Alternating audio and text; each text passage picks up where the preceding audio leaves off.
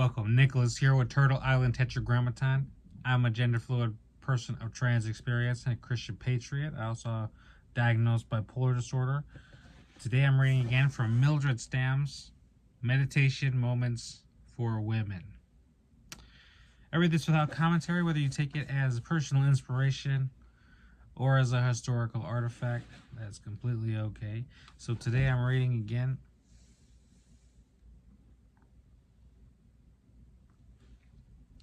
for January 2nd. It opens with a passage from Scripture and continues with the contemplation from Mildred. Today's passage starts Matthew chapter 6, verse 6.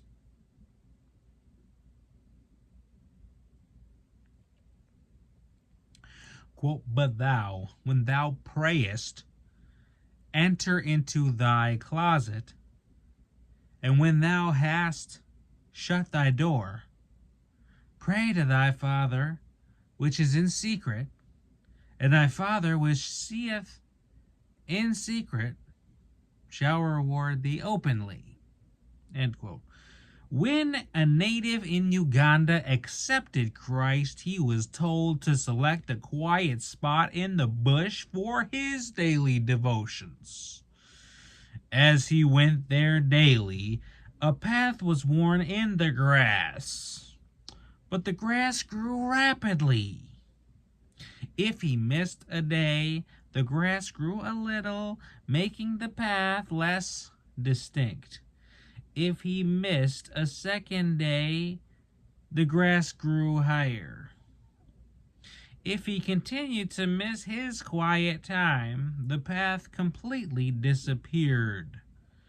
The spiritual condition of the natives was gauged by their prayer paths.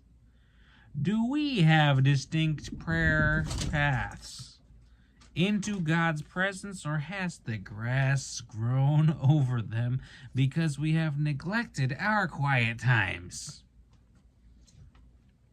It has been said of prayer, quote, "The equipment for the inner life of prayer is simple. It consists of a quiet place, a quiet time, and a quiet heart." End quote. These are not easily achieved. Perhaps it is difficult to find a place where we can have solitude and quiet. It may be that our schedules are so full that we have difficulty finding a time to be quiet. There may be so much tension, confusion, and turmoil in our lives that it seems impossible to quiet our hearts in His presence. Our quiet time with God is important. A dear Christian mother was left to rear a family of little ones. She knew she couldn't do this without God's help. So each day she went into her bedroom, her quiet place, for a time of prayer. Her children were very small, and she was afraid to leave them alone, so she gave them toys with which to play while she prayed.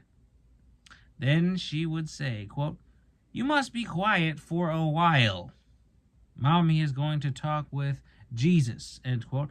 At first, she left them alone for only a very few minutes. As they grew older, however, she lengthened her quiet time.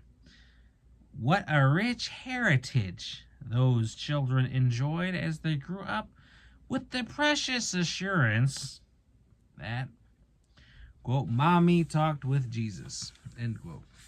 Very beautiful reading.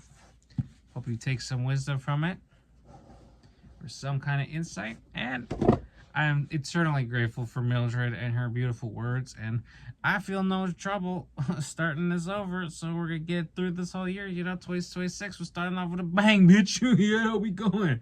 So I hope you have a blessed day. I've been Nicholas, Turtle Island Tetragrammaton. I'll see you again real soon. Be well.